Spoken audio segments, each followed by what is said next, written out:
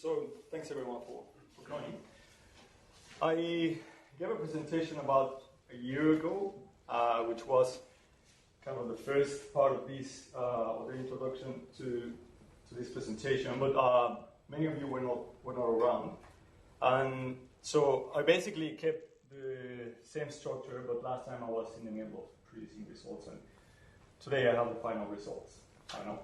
And so hopefully you'll find it interesting, and if you were here, hopefully you'll find it interesting to see what happened with the planning. So why is it important? Why are we designing a network of marine reserves? For anyone here will be obvious that things like overfishing and climate change are affecting different aspects of marine biodiversity and how marine ecosystems provide services to the many people that depend on it. We know that in many places, particularly in developing countries, a lot of communities are highly dependent on these services. So, I mean, particularly fisheries. So, obviously, we need to do something to keep these services going. And we know, based on literature and many years of experience, that marine reserves are a very important tool to protect biodiversity, but also it has been used to manage fisheries, and in a way, it has been used to enhance the resilience of these systems to some of the climate change impacts. So, systematic conservation planning has been, over the past more than 20 years, one of the primary approaches to designing in general, or to prioritizing actions. It started in the terrestrial environment, but it has grown in the past 10 years very fast in marine planning, and so today is perhaps the most important approach to designing and prioritizing management actions and designing reserves. So this is where we're coming from. And despite this really fast growth in marine reserve design using conservation planning, there's a few factors that have been identified as critical to improving these designs, and unfortunately haven't been completely fulfilled in terms of the science. One is socioeconomic considerations have been generally a bit loose and generally disregarded for obvious reasons. Network approach that considers connectivity has been recently more recognized as important to designing marine reserves, and I'm going to go into the details later. And as I said, climate change is something that we should take into account when designing these networks of reserves.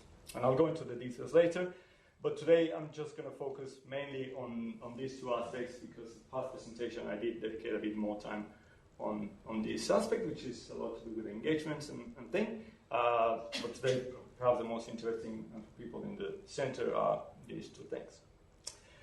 So why is ecological connectivity important? And obviously there's many ways of defining and measuring connectivity in different systems. But in marine environments, we know that the movement of both adults and larvae between areas is critical for the persistence of the populations that sustain the species and eventually lead to the sustenance of the species. And it's important to resist changes, for example, due to environmental or human disturbances.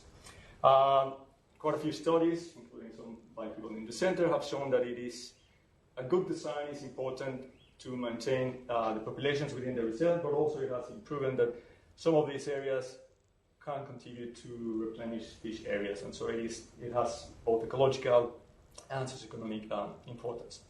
And while there's, especially in the past, 5 years, there's been a lot of new methods and tools to design networks of marine reserve considering connectivity, particularly and maybe climate change, although that's more new. There's very limited practical applications. And there are good reasons for this. Part of it is because obviously there's not enough information about these systems and about connectivity. We're starting to understand these things. And also because it has been more focused on developing the more theoretical methods of how to design networks, marine reserves using these elements.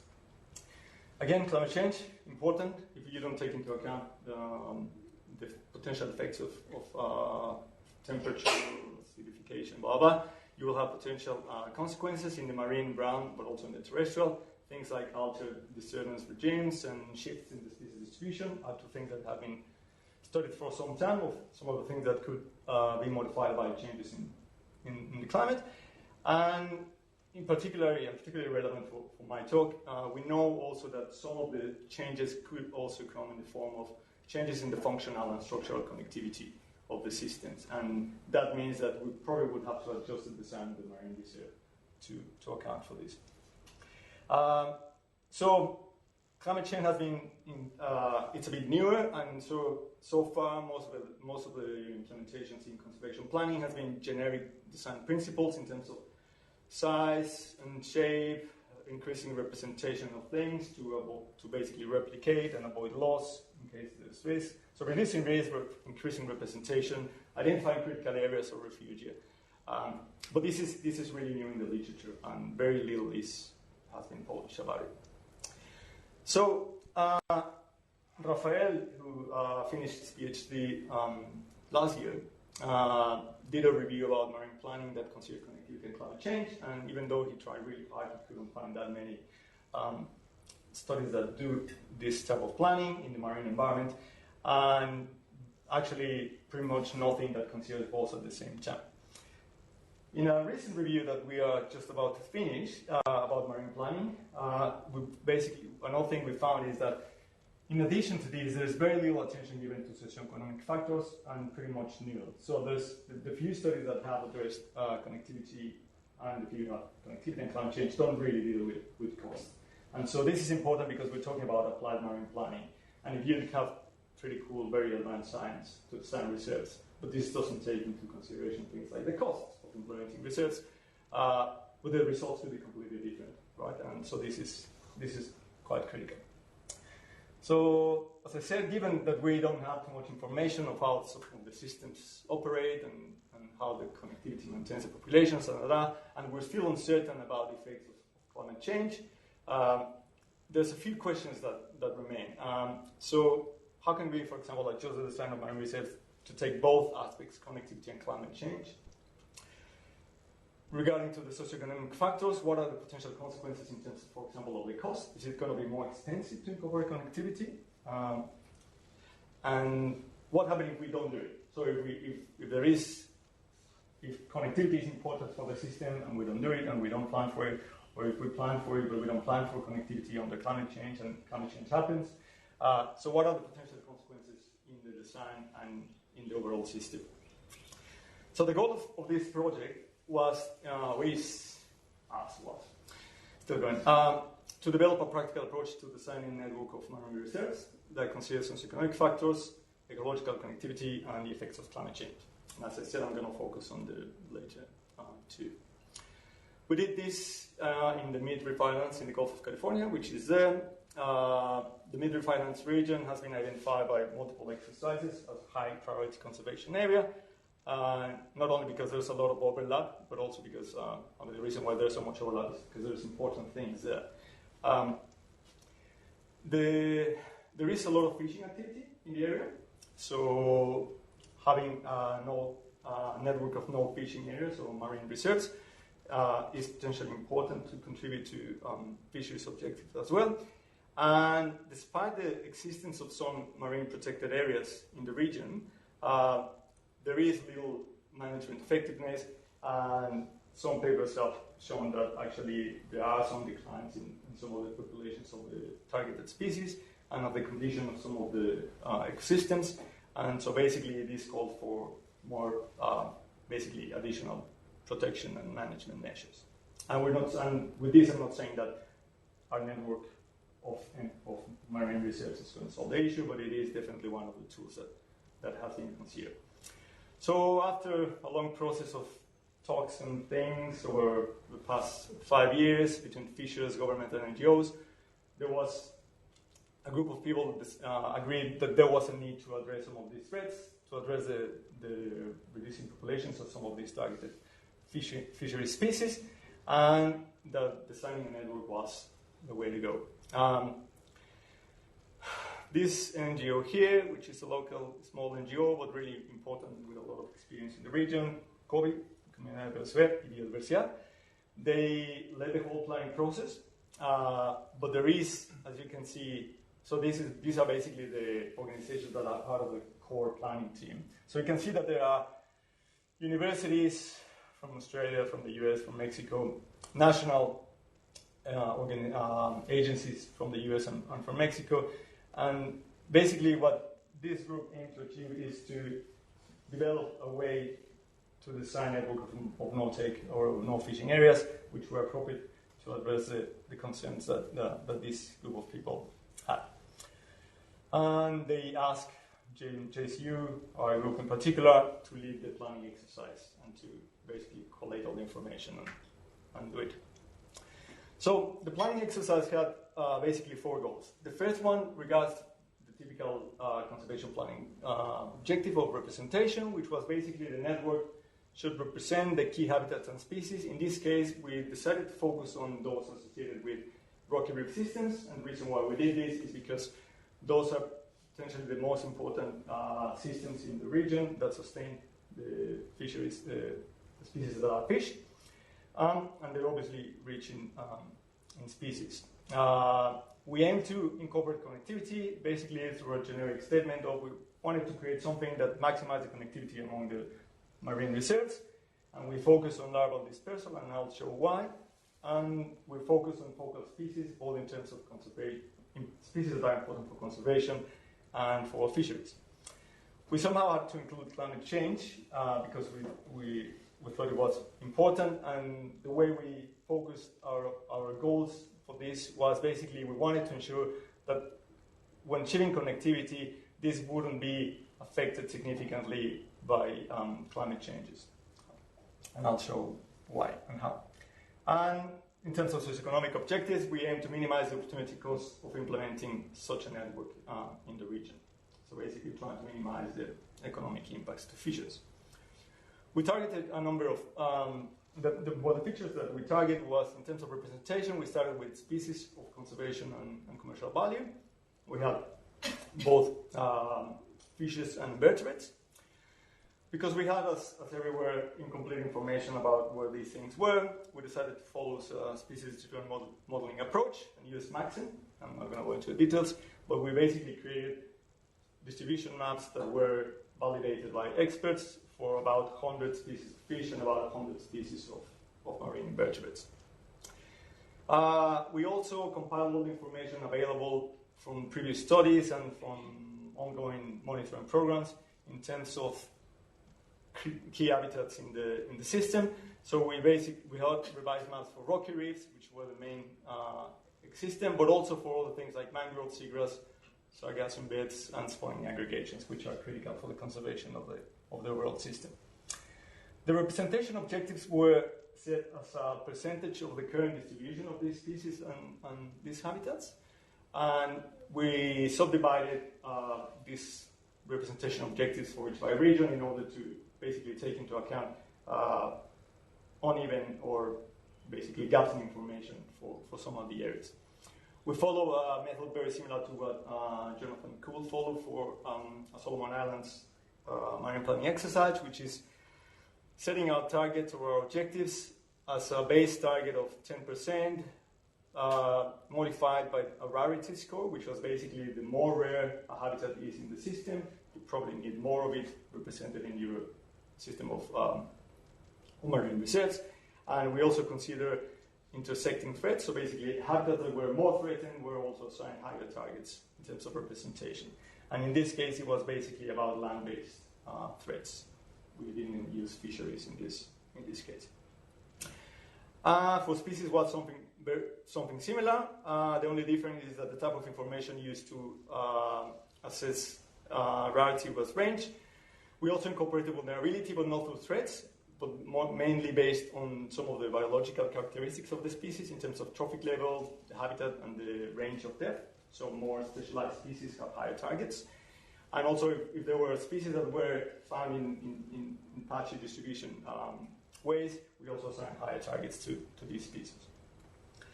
And we added spawning aggregations, and it was very similar to the habitats. The only difference is that we decided to have a baseline target of 50% of the spawning grounds, just to have, because of the importance of these areas.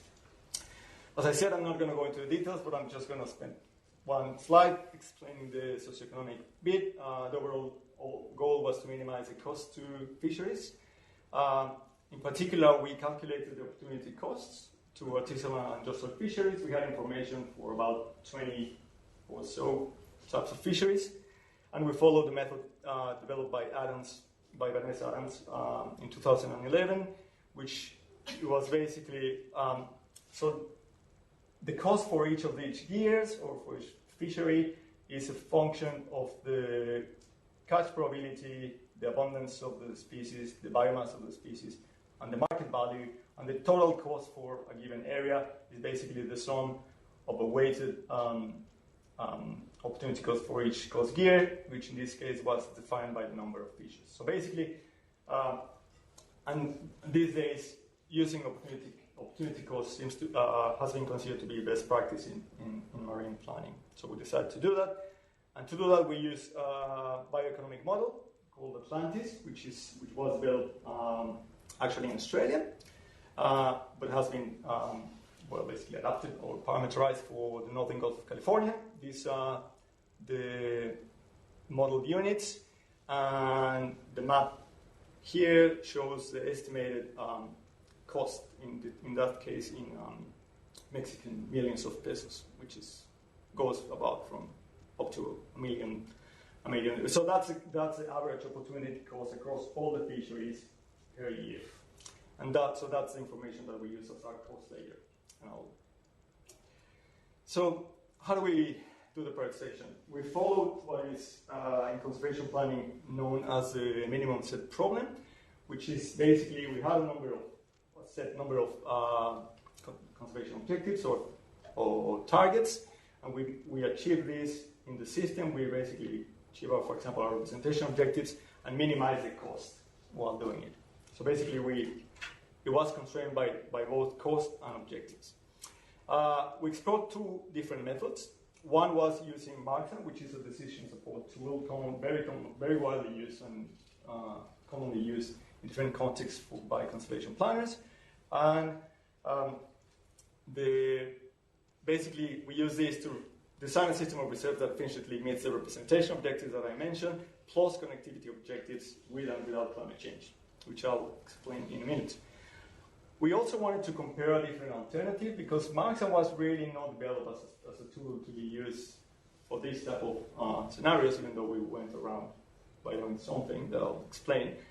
There's another tool that is basically incorporating asymmetric connectivity in Marxan, and the idea of this modification of Marxan is that it takes into account, one, that units are not necessarily connected if they're adjacent to each other, and two, that the connections are not always symmetric. So basically, you could go from one unit to another, but not the other way around. We use planning units of uniform size of 1 square kilometers in an hexagonal grid. I can tell you why we did that later, in case you were wondering. And we included coastal habitats because there are some of these habitats, even though they're not rocky reefs, are quite important for the persistence of the species. I'm just going to focus on this analysis because after a few analyses, it turned out that this was potentially the best method to use. And I'll let you know why a little bit later. So these were the species the focal species that I mentioned earlier. We focus on two species that were one fish, one an invertebrate, that have different spawning times and different pelagic larval duration. So it helped us to identify differences in how the network of marine reserves was protecting different species with different biology, and both species are of commercial value and of conservation concern. There was a third species which I didn't include here, which was a crab, which has a slightly different habitat. And the reason why I'm not including it here is because the data was, in the end, a bit limited, and we were not too confident in using the information. So I'm not going to show the results for that species, and I'm actually just going to focus on these two. So what we did first was to calculate basically to explore how things were connected in the region. And to do this, we use an oceanographic model that was validated by empirical population genetics. And there are other planning exercises that have used oceanographic models to basically estimate the dispersal of larvae and to calculate the connections between things. But not many models, or probably just a bunch, have actually validated this information with empirical data. So this is, we think, strength in our system because it gives us some confidence that what the model is estimating is what we are observing in reality. And so in this case, the two graphs show the connectivity units, or the units where connectivity information was available for the grouper and connectivity information for the scallop. Just to give you a bit of an idea of how things work in the region, the upper Gulf of California has pattern circulation that actually changes through a year between the winter and the summer. It actually goes like that in summer and goes like that in the winter. And that's why there is a strong asymmetry and directionality in the movement of things. So in this case, well, these two graphs are showing just different release dates. But basically what this is showing is that the larvae that come from here are mainly going in this direction. And the thicker the line, the connections are stronger. So you can basically find a bit of a pattern there of how things move in the region. We follow a graph theoretic approach, and in a nutshell and in simple words, basically what this is once we understand the connectivity of the system, and once we understand what is the contribution, basically what we're trying to identify is what is the contribution of individual sites, or call it planning units or connectivity units, to the overall connectivity of the system, right? So whether some are, for example, stepping stones or hubs or sinks, and what is the role of individual sites to the overall connectivity of the system. There are some critiques of following this graph theoretic approach, and Bex is finishing a paper about it. But anyway, given the amount of information that we had and the limitations in data, we think that this approach was actually the more appropriate for our planning region. And you might tell me if you're convinced with it by the end of the talk. How we incorporated climate change into and connectivity into the process. I mean, there's a number of things that could happen with climate change, and there's different things. We know that perhaps the two most important, they're going to be rising ocean temperatures, and there's going to be ocean acidification. And both things can affect both the functional and the structural connectivity of a system in the sea. And obviously there could be things like ocean currents changes or different colonization and extinction rates, blah, blah, blah. But our information was in generally very fragmented on this side of the thing, particularly in the Gulf. And so we decided to focus on what are the potential effects of increasing temperatures. And we decided to focus on how this would affect the pelagic larval duration and consequentially the potential mean dispersal distance, and hence the dispersal between habitat patches. The reason we decided to do this is because that's the information that we had more confidence in. That's information that was validated through the oceanographic and the genetic information. And it was relatively easy to explain also to the managers and to incorporate into the planning approach the way we developed it. So basically, we decided to focus on this, and the main consequence in this case of climate change will be that the rising ocean temperature will potentially reduce the pelagic larval duration, which means that the dispersal distance will reduce, and means that the distance between the potential reserves might have to be reduced to maintain the connectivity across the whole system. So this is more or less how our data looks, which is you have a number of planning units or connectivity units, and these numbers basically represent the probability that larvae will go from, for example, planning unit 2 to planning unit 1, or the probability that larvae will remain in this site, or the probability that they will go from planning unit 1 to planning unit 2, which in this case here. So two things that you can see here is The information is showing asymmetric connectivity, so it's something that we need to take into account, and there is some self-retention in the system. So with this information, we basically created two scenarios. One was calculating the connectivity based on the current conditions, which were, in this case, for 28 and 21 days PLD for the grouper and the scallop, respectively. And then we used a predicted likely 2 degrees centigrade increase, which then meant that we had to recalculate the metrics using the model using a PLD of 21 and 14 days. So as I said, a reduced PLD, which will potentially result in decreased connectivity in the overall system. And so this is how it looks, the connections for both species, for the grouper and for the scallop. I mean, obviously the first difference that you can see is that the system is highly connected for this species and not for this one. You can also see that the role of the different sites is a bit different. So in this case, the size of the nodes is representing what measure of metric called flow betweenness, which is how important that unit is, or that site is, for the overall flow of, in this case, larvae through the system. The thicker the lines means more larvae are moving between these sites, and that's about it for this two. So this is what I'm going to be referring to as scenario number 2, and this is what happens when you use the reduced PLD for both species. Well, you can see directly that there's less connections. The connections for these species are almost completely lost, and there's just 2 subpopulations, or there's one subpopulation that remains connected, and long distance, some of the long distance connections are lost. And this is what we expected. So based on these 2 pieces of information, we calculated the connectivity for our planning project. So we have 3 scenarios.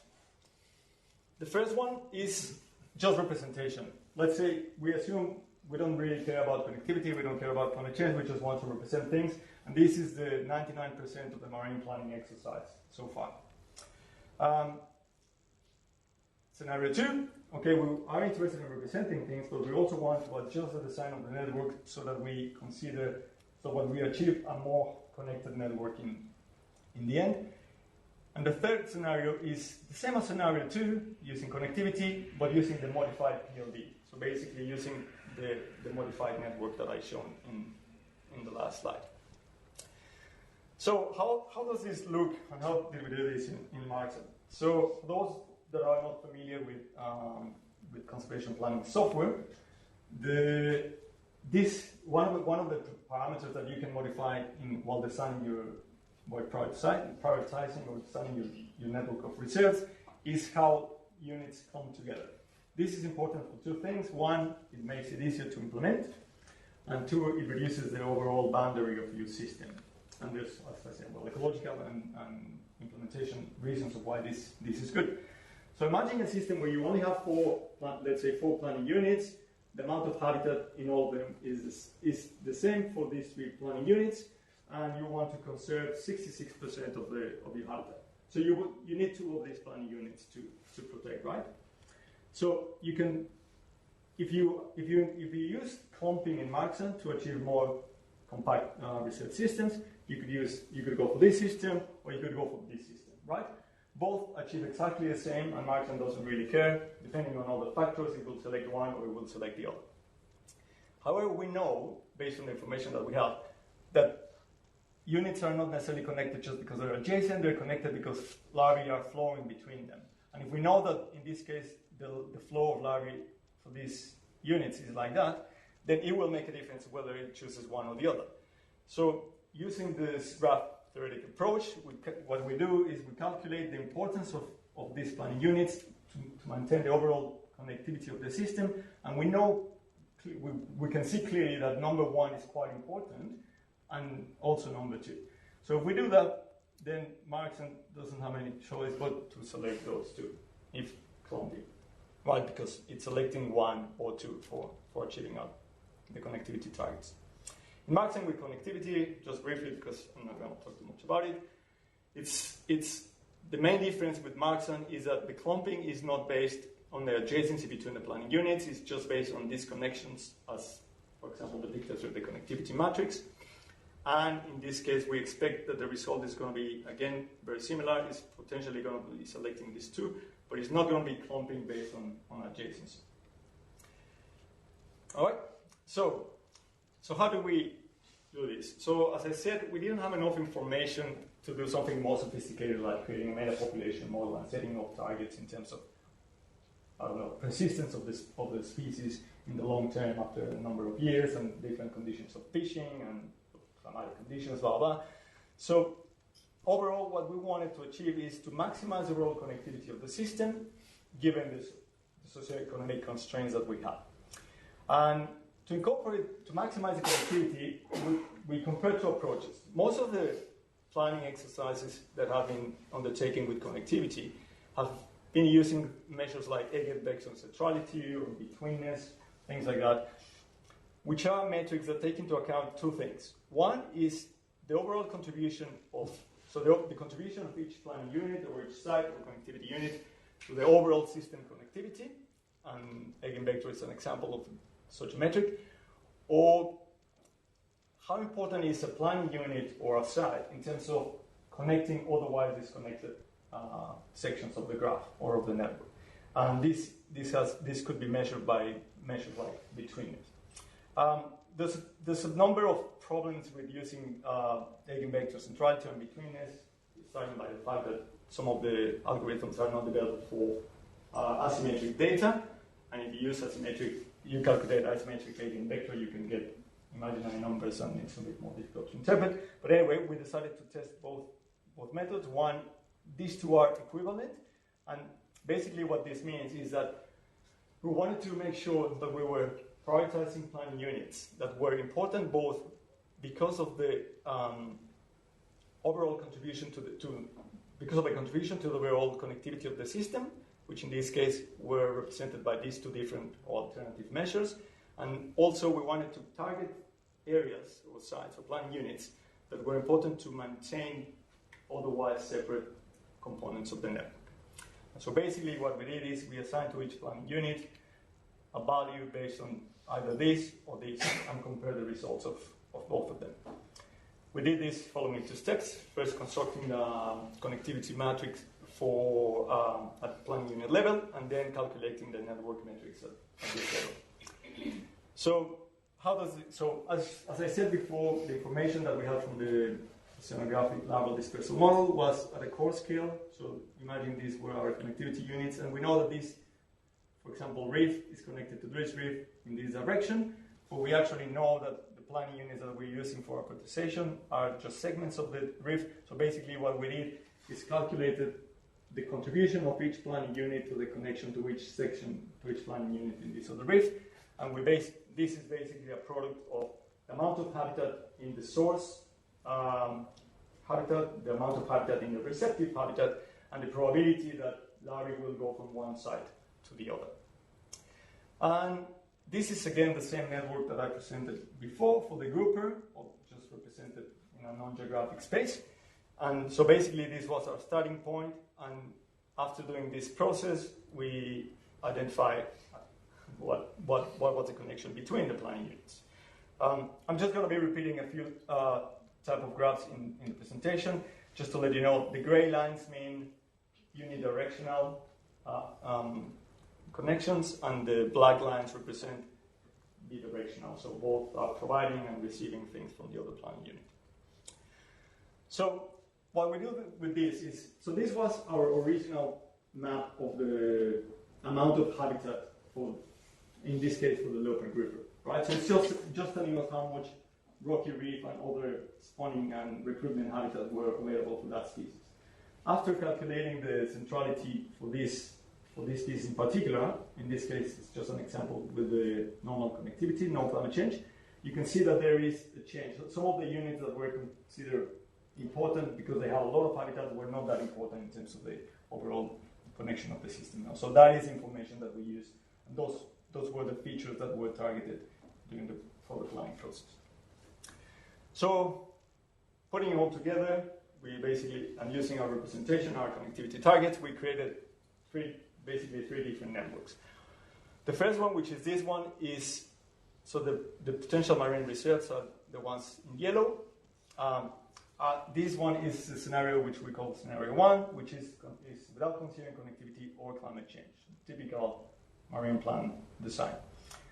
This one is our plan considering connectivity, and this is our plan considering connectivity and climate change. And it's obviously very different at this scale to notice the difference. But perhaps the one thing that you could see is that both scenario 2 and scenario 3, connectivity and climate change, have generally larger reserves and generally a bit closer to each other. Well, specifically, the scenario with connectivity and climate change is slightly shorter distances. But obviously, this is just a visual examination. What we did then, once we had the system of potential system of marine reserves, we calculated the connectivity, the connections between the planning units.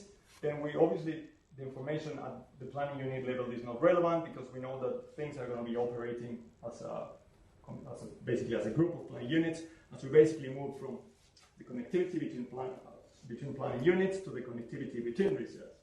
And so the way we aggregated this data was by summing the amount of, basically, planning unit 1 and 2 were in reserve 1, connected to planning 3 and 4 in reserve 2, and the connections between them were some, and this is the network that we came up with. So this is an example for connectivity, the planning with connectivity, and again, the gray lines are connections of one direction, and the black ones are connections with two. So, how much is enough connectivity? So it looks like it's very connected, but that's not really telling us too much. And if the manager sees it, it's like, all right, so it is connected, but it was connected before. That's really what does this mean? So, given the approach that we undertook, and this is one of the caveats of following this approach, is that it is difficult without having a meta-population model to know how much connectivity you need to maintain your system. And given we didn't have a meta-population model to validate our reserve networks, what we decided is to see how much more connectivity we were getting given a certain amount, a cost in the overall cost of the system. And so basically what we did is we compared our two methods, and the with connectivity and the one without connectivity.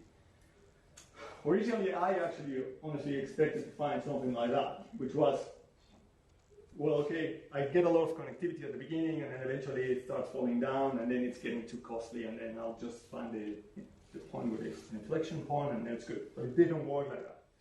So what we did then is use this information to identify which method was less costly. So which one was basically increasing the connectivity, in this case measured as network density, while not increasing the cost too much. So this is the network with eigenvector centrality. This is the measure with Bonacci power, and this is the network without connectivity. So basically, it's just increasing the targets sequentially and see how much more that will cost. So what we can see is that, yeah, we can achieve more connectivity if we just increase our targets in a normal, traditional way, just getting a bit more habitat. But the reserve increases in cost really rapidly and in this way. And so basically what we know is, yeah, if we target connectivity explicitly, the system is potentially going to be as connected but not as costly. And so this is what we use to decide which method we were going to use. And the way how we set up the level of connectivity was mainly dictated by the cost of the system. So we arbitrarily, and after talking to the managers, we decided, okay, let's aim for a network that doesn't get more than 5% of the overall opportunity cost of the system, which was potentially acceptable for the fisheries.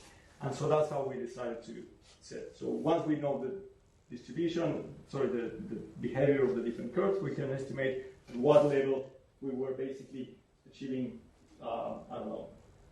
5% of the cost on.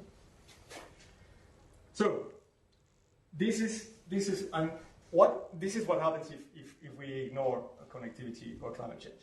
So basically, these two graphs are the graph of a network that was designed without considering connectivity and the network that was designed considering connectivity.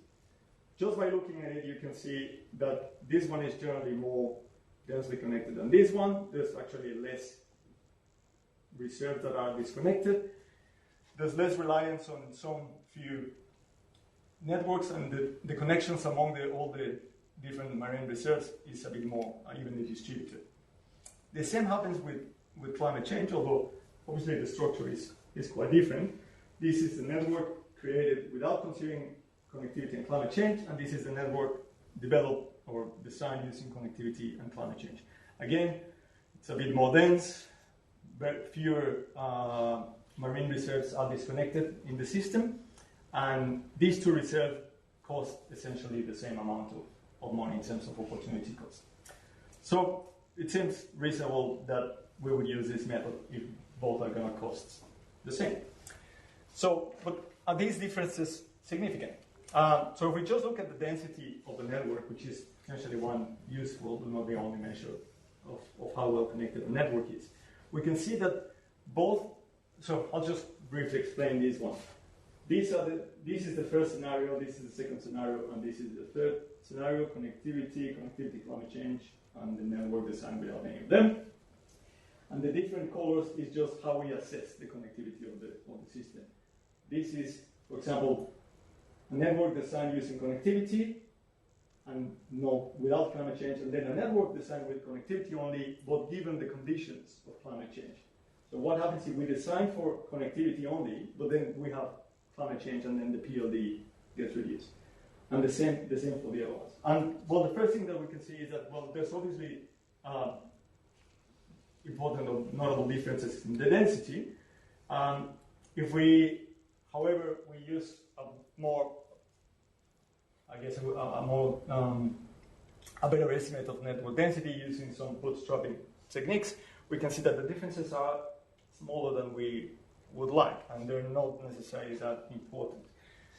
But as I said, density is perhaps just one way of measuring the characteristics of the overall connectivity of the system. But there are other ways of measuring this. Given that in this case we're interested in the flow of things through the system, in this case the larvae between reserves, one way of looking at how better these reserves do in terms of connectivity is to see the maximum flow of larvae through the system. So this graph on the left shows the average flow of larvae between any two reserves. And we can see that in that case the differences are more notable. And if we look at the overall flow of the system, so this is basically, you can translate this into how many larvae flow through the whole system. And you can see that the differences are even higher. There's really no differences between the climate change and the connectivity scenarios. I'm still trying to get my head around what this could happen. But basically, the take-home message for this is, well, it's better to design them like that, and it doesn't really matter too much if you design them considering just climate change, just connectivity or connectivity of climate change. The differences are not going to be that high.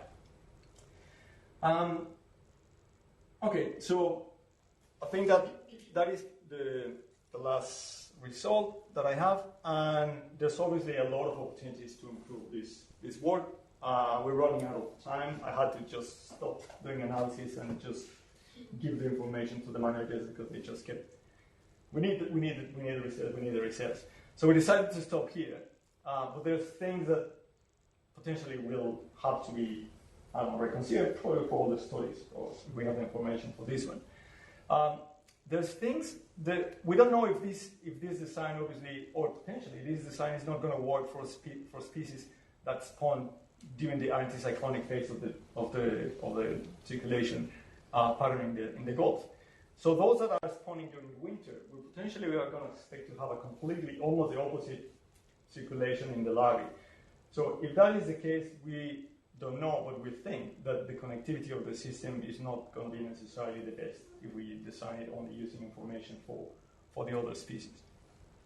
The other is, well, we were constrained by the large connectivity units, And having a finer scale oceanographic model will help a lot. So smaller units, more release sites, considering potentially larvae behavior and habitat suitability in terms of the recruitment. Obviously, this is something that takes a lot of effort, and for those people, I'm not a modeler, but for those people that have worked with these models know how demanding this is in terms of programming and in terms of time. I mean, running something like this could probably take weeks or months. We need to explore potentially other connectivity metrics to test whether these alternative configuration of networks are still good. And we didn't really account, or we didn't really target sinks. So because they basically have low centrality measures. But we know, based on the information, especially for this case, based on the information that we have on genetics, that these areas are potentially important for adaptation to climate change because they're accumulating a lot of genetic diversity.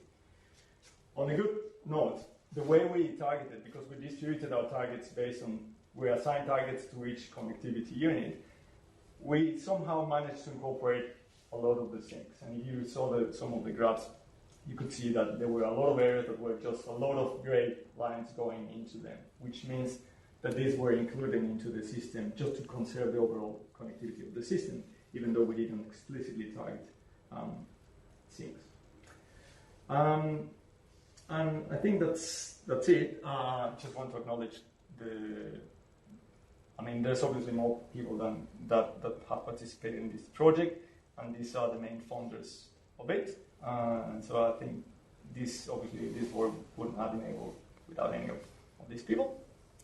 And if you have any more questions or want to go into more of the details, I think we have a little bit of time, but otherwise feel free to just drop me a line and I'll be happy to have a chat about it. Thank you.